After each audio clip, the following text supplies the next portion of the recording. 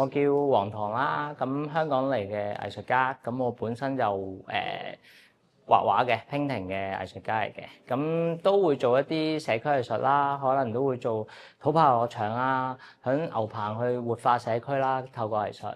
咁我聽到個題目就好有趣嘅，咁因為我都回想起爸爸以前係游水嚟香港係生活啦，咁我咧今次就游過嚟咧就探朋友，咁就要翻去嘅，所以我係來回渡海泳嘅。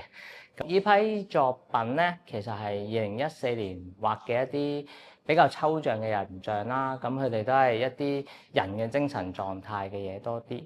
咁佢嘅創作時間就係2014年嘅9月。咁就係因為響金鐘嘅一啲社會運動爆發咗啦，然後延伸至去九龍嗰邊嘅彌敦道啦。咁我就嗰陣時就係住響太子，咁就咁啱喺彌敦道附近啦。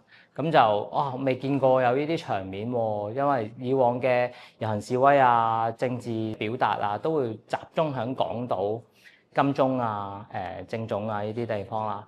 咁啊未見過響平凡嘅街道，例如彌敦道啦。咁彌敦道香港人嚟講就係行街睇戲食飯、放工或者旅遊啲人會嚟嘅地方。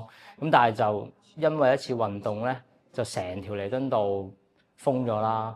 咁我就覺得呢件事都好震撼喎。咁我就落去望下唔同嘅人發生咩事，開始將呢啲人嘅一啲精神狀態，或者我未見過喺香港見過嘅狀態嘅人，將佢哋記低咗喺我嘅畫作上面。